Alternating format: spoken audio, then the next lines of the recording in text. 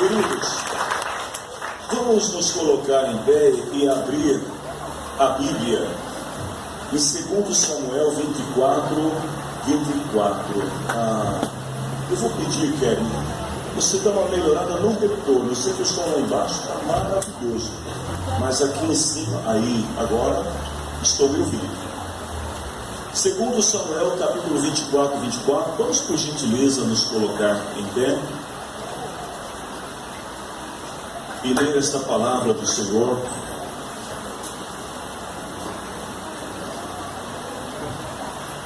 Diz assim: mas o rei respondeu: obrigado, não aceito, eu vou pagar tudo isso. Eu não vou oferecer ao Senhor meu Deus sacrifícios que não me custaram nada. Então Davi comprou o terreiro de malhar cereais e os bois por 50 barras de pratas. Amém? Feche teus olhos, oremos. Pai, no nome do Senhor Jesus, por tudo que nós já recebemos de Ti, Senhor, nesta noite, queremos Te louvar. Mas eu quero, Senhor, neste momento, com ousadia, entrar no Teu santuário, na Tua presença, Senhor, para pedir que o Teu Espírito Santo venha tomar a minha vida como instrumento para transmitir ao coração da Tua igreja esta palavra. E peço, Deus, que Teu Espírito Santo também toque nos nossos ouvidos, em nossos corações e na nossa mente, para que possamos não somente ouvir aquilo que será dito, mas que Teu Espírito nos dê a capacidade de decodificar a mensagem do Senhor para as nossas vidas e aplicá-las a nós mesmos. Em nome do Senhor Jesus, nós Te louvamos, Senhor. Amém. Podem tomar assentos, queridos irmãos. Meus amados, a passagem bíblica que nós lemos, ela é uma passagem bastante conhecida daqueles que gostam de ler a Bíblia no Antigo Testamento, as histórias dos reis de Israel. Esta é uma passagem, ela começa no versículo 1 desse capítulo, quando num determinado dia, o rei Davi, ele simplesmente decide tomar uma decisão, dizendo que Deus tinha falado com ele. E a primeira pergunta que me veio foi a seguinte: Deus realmente falou com Davi ou não? Qual é o tipo de voz que nós estamos ouvindo? Porque a Bíblia diz assim no versículo 1, que numa outra ocasião, ou seja, em algum momento da história, Deus estava bastante irritado com o povo de Israel. E diz que Deus levou Davi a prejudicá-los. Isto é o escrito de 2 Samuel capítulo 24, versículo 1. Então Deus disse para Davi: vá e faça a contagem do povo de Israel, de Judá. Eu fiquei me questionando: será que Deus ele vai levar alguém, impulsionar alguém para fazer uma coisa errada só para prejudicar essa pessoa? E aí, analisando a história bíblica, nós vamos encontrar a mesma passagem em 1 Crônicas capítulo 21, versículo 1, onde nós temos a resposta que nem tudo que procede do nosso coração, nem tudo que a gente ouve é de fato a voz de Deus. Porque lá em 1 Crônicas, na mesma passagem, vai dizer que Satanás quis criar problemas. O que nós entendemos? Que não foi Deus, mas foi Satanás que quis criar problemas para o povo de Israel, e por isso levou Davi a fazer a contagem do povo. Ou seja, o diabo, ele queria de alguma maneira causar a destruição do povo, e ele vai infiltrar na mente de Davi uma palavra como sendo uma palavra de Deus, quando na verdade não era Deus que estava falando com Davi. Mas Davi, ele não questiona. Ele chama Joabe, que era um dos seus oficiais, e ele diz assim para Joabe: olha, Joabe, Deus, ele mandou a gente contar o povo, e eu quero que você reúna aí alguns homens, saia por todo Israel e por Judá, e conte e traga para mim o número de homens armados que estão habilitados para lutar com espada. Joabe, ele duvida, ele acha meio estranho aquela ordem. E a Bíblia diz assim que Joabe, ele decide questionar Davi. Ele pergunta para Davi: Davi, você tem certeza que é Deus que está falando com você? Em outras palavras, no versículo 3, diz assim que Joabe falou para Davi: Davi, que Deus faça o povo 100 vezes maior do que o povo é. Mas deixa eu te fazer uma pergunta. Por que o Senhor quer fazer essa contagem? Ou seja, você tem certeza que foi Deus que falou com você? Você tem certeza, Davi, que foi Deus que mandou? Queridos, a gente precisa estar muito atento, sempre vigilantes, sempre prudentes, para não sermos confundidos com qualquer mensagem que nós ouvimos. Quando nós tomamos alguma decisão errada, achando que foi Deus quando não foi Deus, Deus sempre vai usar alguém por misericórdia para falar conosco e para tentar corrigir a nossa vida da rota de colisão. Deus não vai deixar você enganado, mas a questão é que a pessoa, quando ela está convicta de que foi Deus que falou com ela, ela não quer demover, não quer tirar do seu coração aquilo que não veio de Deus. Lá no livro de Jó, capítulo 33, versículo 14, Jó falou assim que Deus, ele usa duas pessoas, uma maneira, duas maneiras. Deus usa pessoas para falar conosco, mas as pessoas nem sempre dão atenção a Deus, aquilo que o Senhor está falando. Joabe percebe que não tem como mudar a opinião de Davi acerca daquilo que ele está dizendo. Então Joabe, ele parte durante 9 meses e 20 dias, ele vai andar por todo o território de Israel, ele vai andar por Judá, ele vai de casa em casa, e ele vai fazer exatamente aquilo que Davi pediu que fosse feito. Depois de 9 meses e 20 dias, Joabe vai voltar, e ele vai trazer o relatório para Davi. E ele chega para Davi e fala assim: Davi, olha, segundo os teus relatórios aqui, nós temos 1.570.000 homens que estão preparados para ir à guerra, sem contar as tribos de Levi e de Benjamim. No momento em que Joabe traz este relatório para Davi, se passaram quantos meses, lembram que eu falei, irmãos? 9 meses.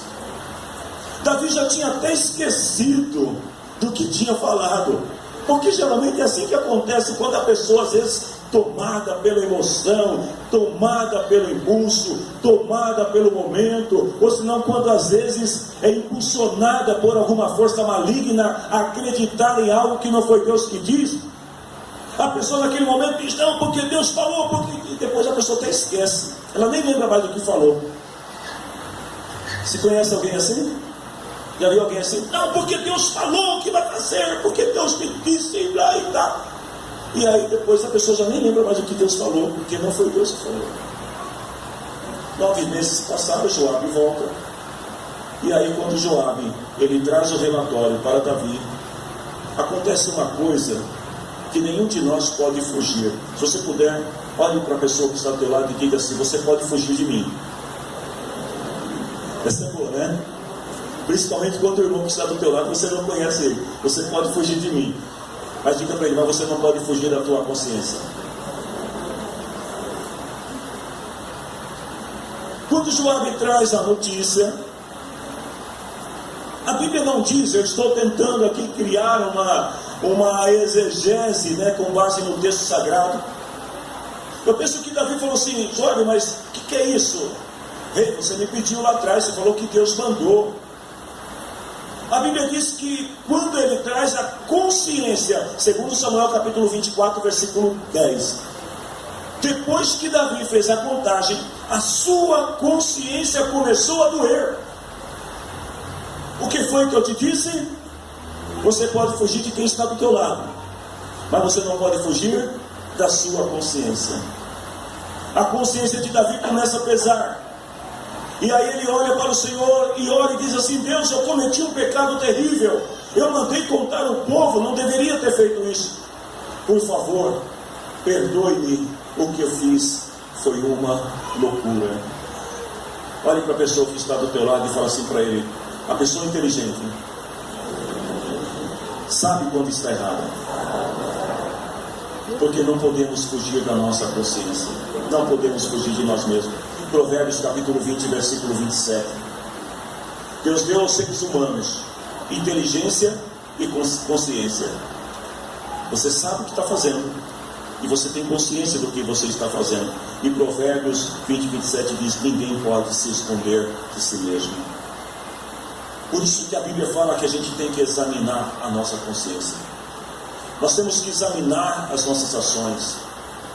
Nós temos que ver se aquilo que nós estamos fazendo realmente está de acordo com o que Deus tem para as nossas vidas. Em Salmo capítulo 4, versículo 4, o salmista diz assim: tremam de medo e parem de pecar. Ou seja, ele está convocando o povo e dizendo para o povo assim: olha, precisa mudar a rota, porque sozinhos e quietos, aliás, ele diz, sozinhos e quietos nos seus quartos, examine a sua própria consciência.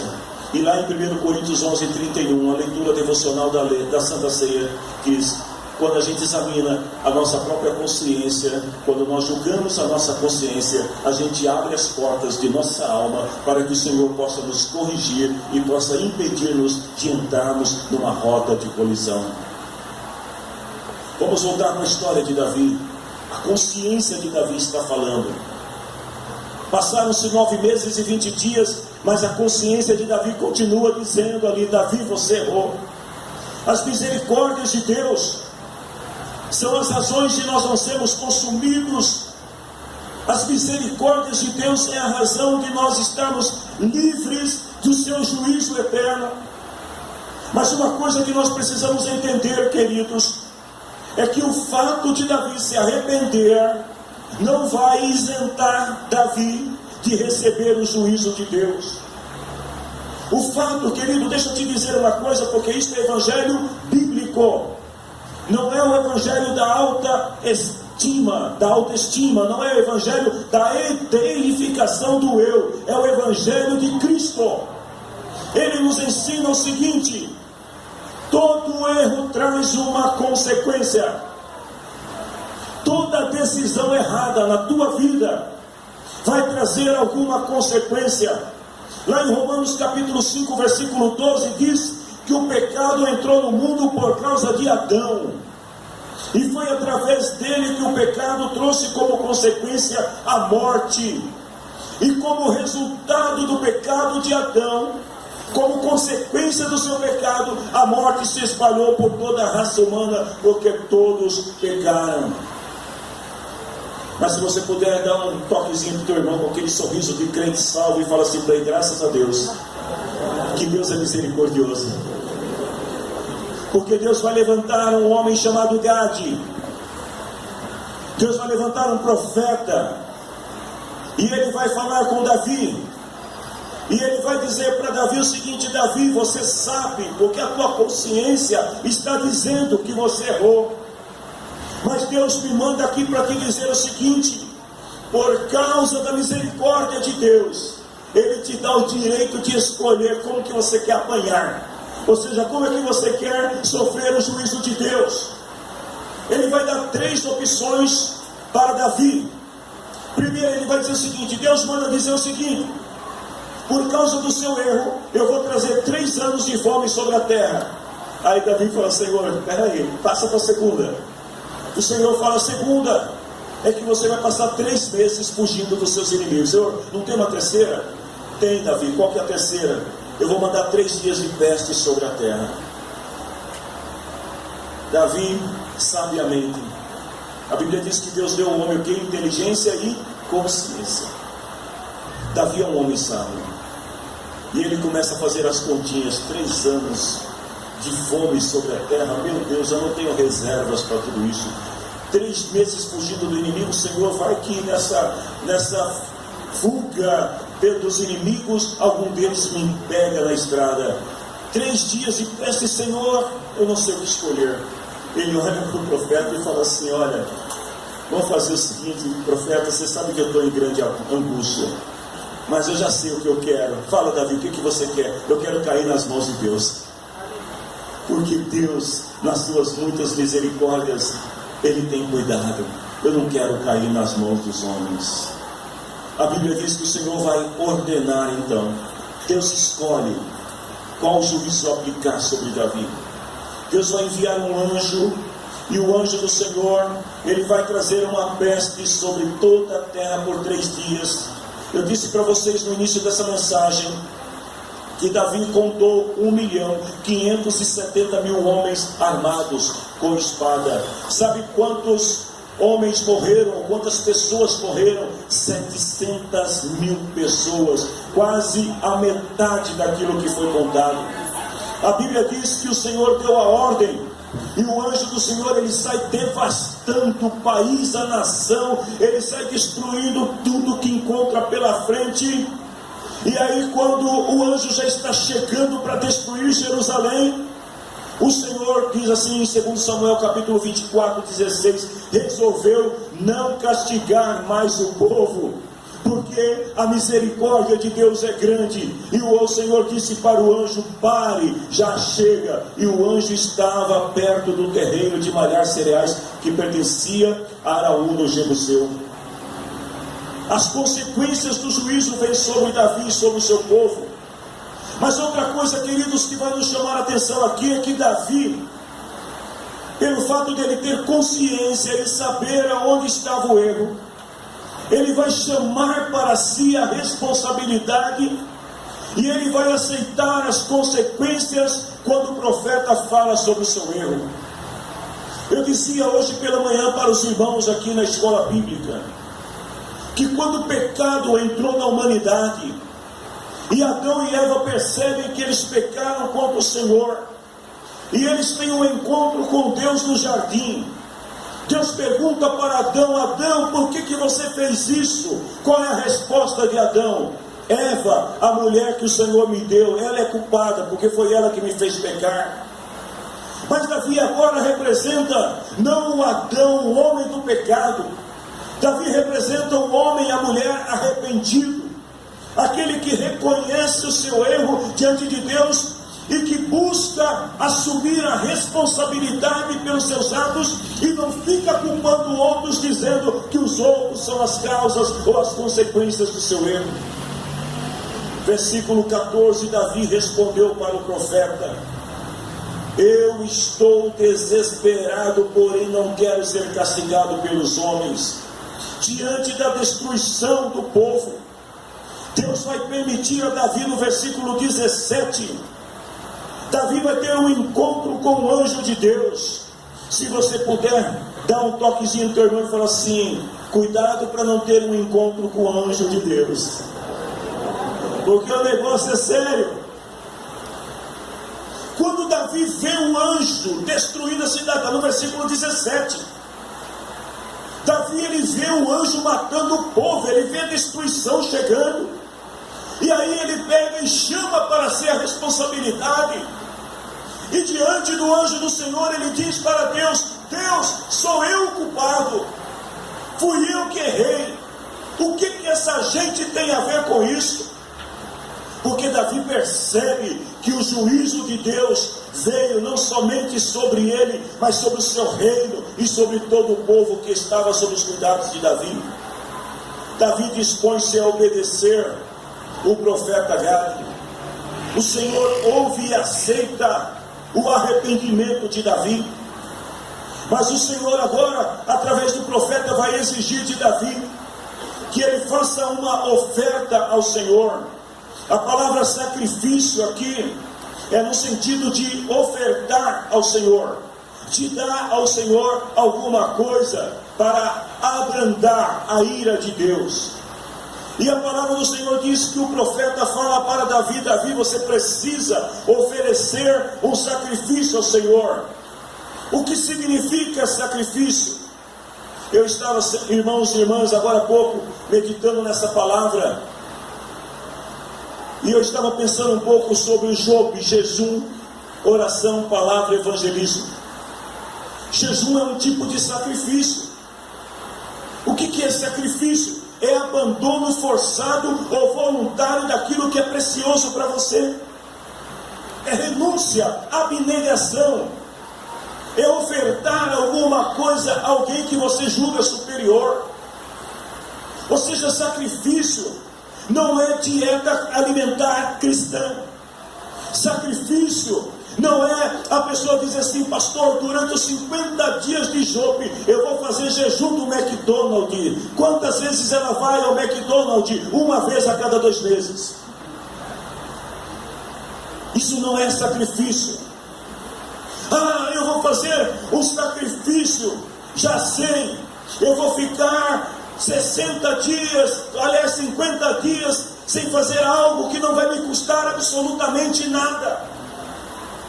Jejum é sacrifício, é renúncia, é abandonar, é ser forçado a dizer não para uma coisa que você ama. Queridos, desculpe-me a minha sinceridade aqui, mas eu duvido, porque existem muitas pessoas que dizem: eu estou dando, eu estou abrindo mão do melhor para Deus. É mentira. Está abrindo mão daquilo que não lhe custa nada, daquilo que não vai doer na sua alma, que não vai doer no seu corpo. Senhor, eu vou fazer jejum disso. Quando a gente fala de jejum parcial, às vezes as pessoas, é muito fácil: eu não vou me alimentar disso, mas eu vou comer aquilo outro que substitui isso e está tudo bem, Deus. Guarde isso contigo. É abandonar, é ser forçado, é você ter coragem para abrir mão daquilo que é mais precioso na tua vida. E eu te pergunto nesta noite: o que é mais precioso para você? Você está disposto a renunciar isso? Você está disposto a abrir mão disso? Davi está disposto, ele está arrependido. Ele vai até a casa do homem chamado Araúna, e ele chega na casa de Araúna e ele quer oferecer o sacrifício ao Senhor. Mas aí acontece uma coisa que é muito comum também no meio cristão. Quando Araúna vê Davi entrando no seu terreiro, no seu quintal, Araúna fala: uau, o rei está chegando na minha casa, que bênção, o rei veio me visitar. E Davi diz para ele tudo aquilo que o profeta lhe tinha dito. E Araúna vira para Davi e fala assim: meu rei, meu senhor. Até parece que ele era da Bahia, né? Meu rei, meu senhor, deixa eu te falar uma coisa: você não precisa pagar nada não, é tudo free, é tudo por conta da casa. Olha, escolhe a parte do terreiro que você quer, escolhe os bois que você quer, escolhe a madeira que você quer. Se você precisar, os teus empregados estão à sua disposição para poder fazer o sacrifício por você. Segundo Samuel 24, 22, 23, Araúna falou assim para Davi: Senhor, pegue o que você quiser para você oferecer a Deus. Só para você entender o que Araúna estava fazendo, é como se eu chegasse aqui para o irmão Rafael, e o irmão Rafael, ele tem que oferecer um sacrifício ao Senhor. Eu falo: Rafael, não se preocupa, deixa que eu pague a conta para você. Como é que ele vai se sentir? Aliviado, ufa, não me custou nada. Ele diz assim que o Senhor, seu Deus, aceita a sua oferta. Mas eu te pergunto, quem que estava ofertando? Era Araúna ou era Davi?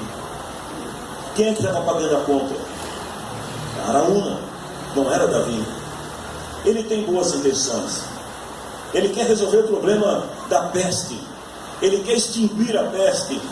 E ele entende que se ele der uma boa contribuição, pagando o sacrifício de Davi, as coisas vão resolver. Ou seja, ele quer facilitar o sacrifício de Davi.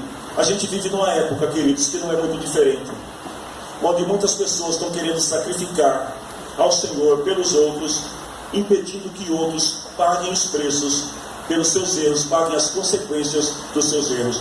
Se você puder, diga comigo, mas diga isso com muita convicção para o teu irmão, para a tua irmã. Eu tenho certeza que ele vai amar essa palavra que você vai dizer para ele. Fala assim para ele: meu irmão, Deus não aceita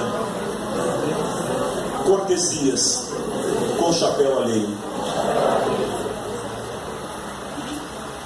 Aí a gente põe pontinho, pontinho, pontinho. Deus não precisa disso.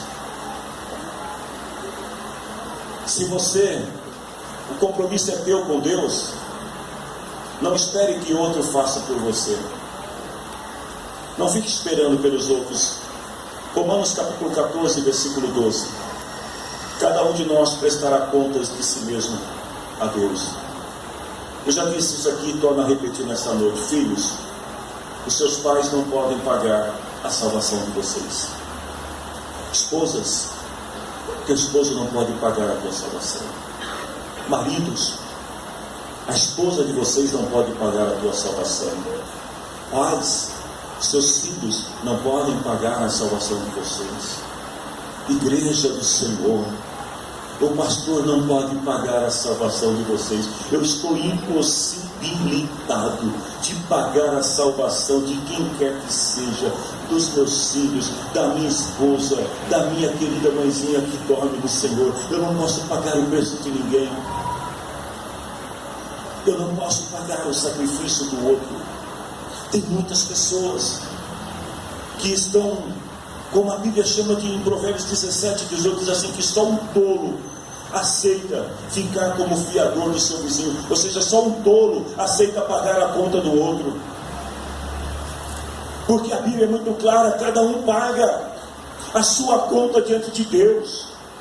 O que você fez, se não está certo diante de Deus, seja como Davi.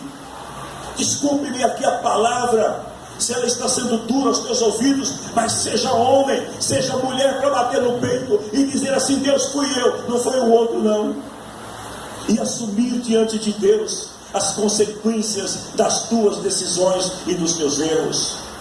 Viver uma vida correta diante de Deus exige de cada um de nós sacrifícios individuais.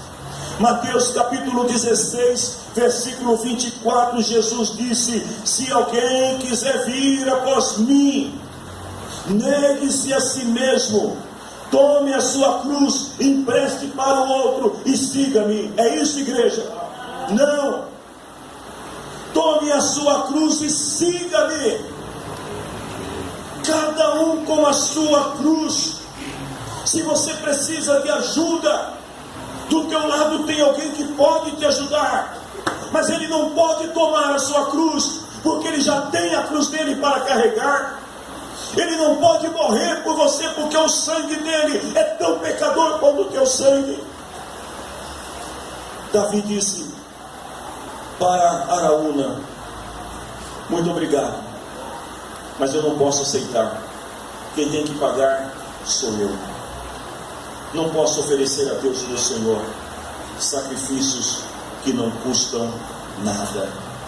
Ele diz assim: não posso oferecer o melhor, não vou oferecer ao Senhor, meu Deus, sacrifícios que não lhe custaram nada. Davi assume a despesa do seu sacrifício. Se você crê que esta palavra que eu estou pregando, ela é de Deus para as nossas vidas, eu quero te convidar para se colocar em pé neste momento. E se você crê nesta palavra, eu quero que você diga comigo assim: Senhor, eu aceito, eu assumo as despesas do sacrifício. Diga para ele: Deus, eu não vou te oferecer qualquer sacrifício. Eu vou te dar o melhor. Eu vou fazer o melhor. Você crê nisso? Aplauda o nome do Senhor.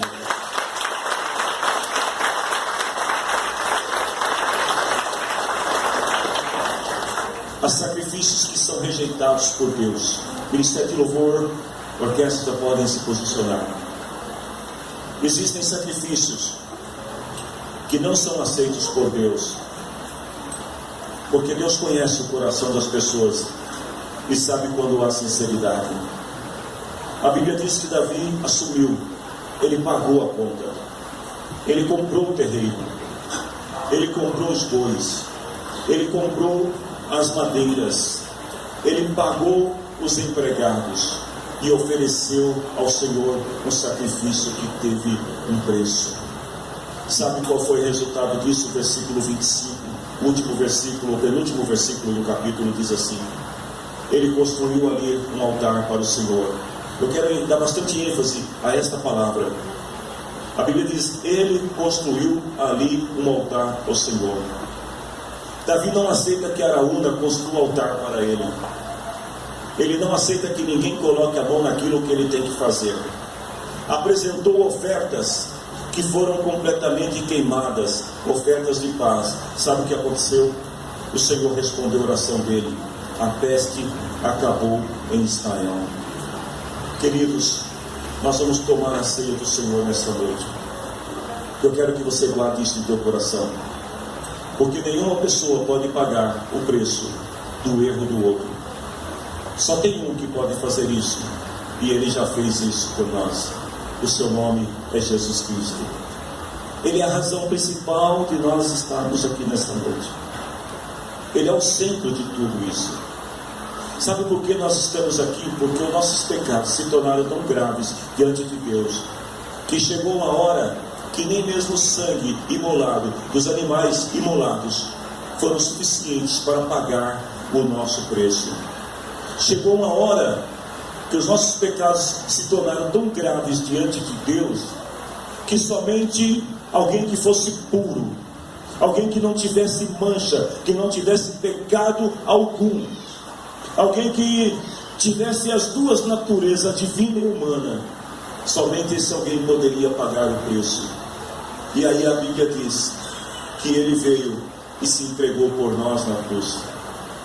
Jesus pagou o preço da nossa salvação, mas o preço das nossas consequências, cada um de nós tem que pagar diante de Deus. Você entendeu? Eu vou repetir de novo. Jesus pagou o preço da nossa salvação, mas o preço das nossas consequências, cada um tem que pagar. A palavra do Senhor é muito clara. Quando a gente se coloca aqui diante da mesa do Senhor, os obreiros também já podem vir se posicionando aqui. Missionária também pode vir com a pastora. Quando nós participamos da ceia do Senhor, nós lembramos, nesse momento aqui, o quanto nós somos responsáveis pelos nossos atos. Quando eu tomo o pão, quando eu tomo o cálice, eu lembro que eu sou responsável pela minha vida diante de Deus, e que somente a misericórdia de Deus pode garantir a minha salvação, e somente a misericórdia de Deus pode aplacar o juízo de Deus sobre as nossas vidas. Por isso que todas as vezes que nós celebramos, nós lembramos da morte de Jesus até que Ele venha. Eu quero orar com você neste momento. Eu gostaria de te convidar nessa noite. Eu creio que aqui só tem gente inteligente, amém, irmãos? Só tem gente sábia aqui. Só tem gente de consciência aqui. Então o conselho de Paulo para cada um de nós nesta noite é: examine a sua própria consciência. Não é hora de olharmos para quem está do nosso lado e fazer aquela cara, aquele olhar de reprovação e dizendo: você não pode. Agora é hora de olharmos para dentro de nós mesmos, para a nossa consciência, e ver como nós estamos diante do Senhor, como está a nossa vida, a nossa condição espiritual diante do Senhor. E diante desse autoexame da consciência, comer do pão e beber do cálice. Eu quero orar com você neste momento. Ah, pastor, eu sinto que hoje eu pequei demais. Tem alguém aqui que não pecou hoje? Só esse arzinho que você está respirando, ó, a Bíblia diz que já está impregnado pelo maligno, porque o mundo jaz no maligno. Gente, só o fato de você estar nessa vida que você está aqui, nós pecamos, mas diante do Senhor nós somos purificados, diante do Senhor nós somos limpos. Então eu quero orar com você neste momento, pelo perdão do Senhor, acerca dos nossos pecados, os pecados conscientes e os pecados que estão no oculto, que somente Deus e nós sabemos. Você está disposto a orar comigo? Enquanto a gente canta a primeira parte de uma canção apenas, eu quero que você feche teus olhos e ore ao Senhor nesse momento, em nome de Jesus. Com seus olhos fechados, que o teu coração se volte para Deus nesta hora. É hora de refletir, é hora de pensar, é hora de pedir perdão, no nome do Senhor Jesus, em nome do Senhor Jesus. Se você pode, cante comigo. Sim, Jesus amou-me, com amor buscou-me, Ele mesmo restaurou-me a Deus, com seu sangue restaurou-me a Deus. Mais uma vez. Sim, Jesus amou-me, com amor buscou-me, Ele mesmo restaurou-me a Deus, por seu sangue restaurou-me a Deus. Sinta a graça de Deus inundando a tua vida nesta hora. Sinta o amor de Deus por você nesta hora. Sinta o Senhor te restaurando, o Senhor te perdoando neste momento, e Ele dizendo para você: você é o meu filho, você é a minha filha, você está perdoado dos teus pecados. Se você crê nesse amor, se você crê nesse perdão, eu quero te convidar nesse momento para você dar o melhor brado de vitória que você puder dar na tua vida, a melhor salva de palmas que você puder dar ao Rei dos Reis, ao Senhor dos Senhores, aquele que nos perdoa, Jesus Cristo, o nosso Senhor. Você está perdoada, você está perdoado. 1 Coríntios capítulo 11, versículo 23. O que eu recebi do Senhor, este ensinamento que passei para vocês. Qual foi o ensinamento? Que o Senhor Jesus, na noite que foi traído, pegou o pão, deu graças a Deus, depois partiu o pão e disse: isto é o meu corpo que é entregue em favor de vocês, façam isto em memória de mim. Também depois de jantar, pegou o cálice e disse: este cálice é a nova aliança feita por Deus com o seu sangue, aliança que é garantida pelo meu sangue, disse Jesus. Cada vez que vocês beberem deste cálice, façam isto em memória de mim. De maneira que cada vez que vocês comem deste pão e bebem deste cálice, o que é que nós estamos fazendo, igreja? Estamos anunciando a morte do Senhor, o melhor e maior sacrifício já feito pela humanidade, o único sacrifício válido diante de Deus, até que Cristo volte, até que Cristo venha. Eu quero orar nesse momento com vocês. Eu quero pedir aqui ao pastor Denis para orar pelos pães, e Eugenito vai orar pelos cálices. Poderoso Deus, eterno e grande Salvador, nós nos colocamos diante de Ti, Senhor, nesta hora, reconhecendo, Senhor, o Teu poder, a Tua soberania, a Tua graça, Senhor, e a Tua bondade para com a nossa vida. E nós apresentamos, Senhor Deus, esse pão que simboliza o Teu corpo partido lá na cruz. que logo mais, Senhor Deus, vamos participá-lo, Senhor. E nós queremos que seja tirada toda a composição química, Senhor. E que cada um de nós, ao participar, sejamos, Senhor Deus, renovado, agraciado, tocado. Que venha saúde, Senhor Pai, física e espiritual do céu sobre a nossa vida. E que a tua bênção seja derramada sobre a nossa vida, sobre a vida da tua igreja. Nós, ó Deus, consagramos esse pão, em nome de Deus Pai, de Deus Filho, de Deus Espírito Santo. Querido Deus, querido Pai, Senhor Deus, é sobre a sua palavra, Senhor. Eu consagro, querido Deus, esse vinho, esse cálice, Senhor, para que o seu povo possa participar do teu corpo, do teu sangue. Ali, ou participar, Senhor, seja liberto, seja curado e transformado pela tua palavra. Amém. Amém.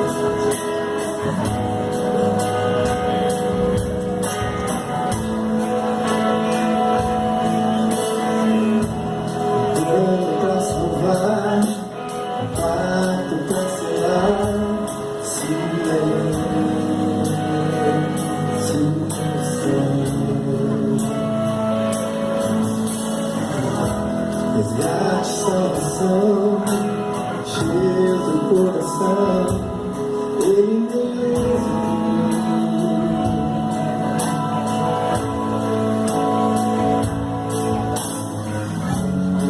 Palco do amor, o autor anunciou, a vida e salvação. Tudo que Ele fez foi obedecer o caminho que Deus escolheu. E quando a minha história já parecia ter chegado ao fim, a sua graça me alcançou.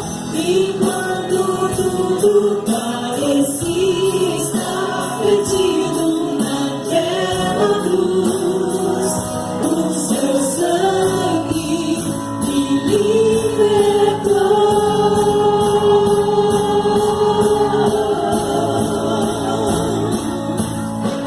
Jesus, o plano perfeito, mistério da graça que me transformou. O seu nome é Jesus, nome sobre todos, veio pra salvar, Ele me salvou. A palavra do Senhor, ela diz todas as vezes que nós comer do pão, beber do cálice, devemos anunciar a morte do Senhor até que Ele venha. Você está aqui nesta noite como resultado da graça de Deus, a graça que te alcançou, a graça que possibilitou o perdão sobre a tua vida. Se você crer no sacrifício de Cristo, na morte e na ressurreição de Cristo, celebre o Senhor conosco neste momento.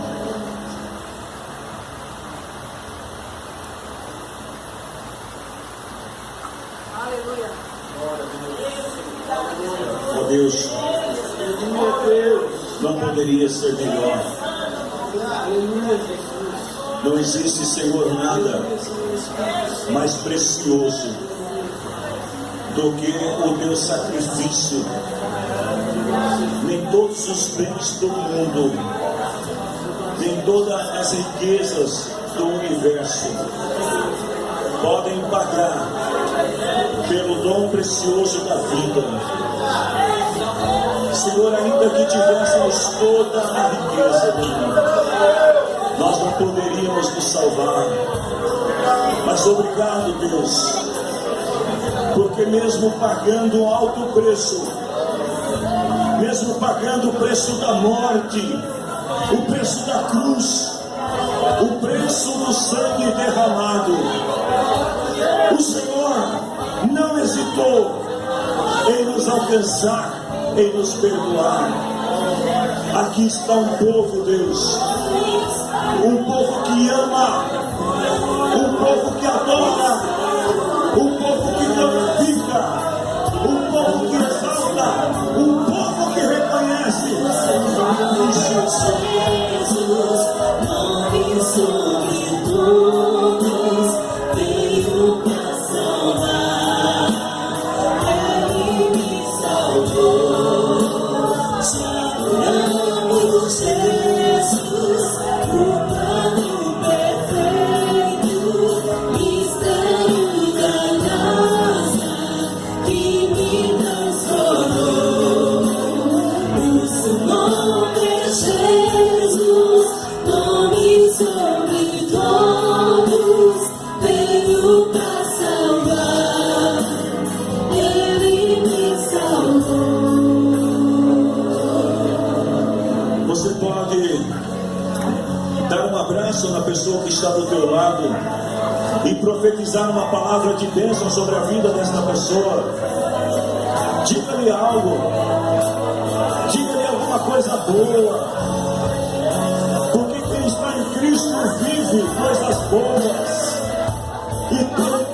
boas para dizer. Abençoe a vida do teu irmão. Abençoe a vida da tua irmã.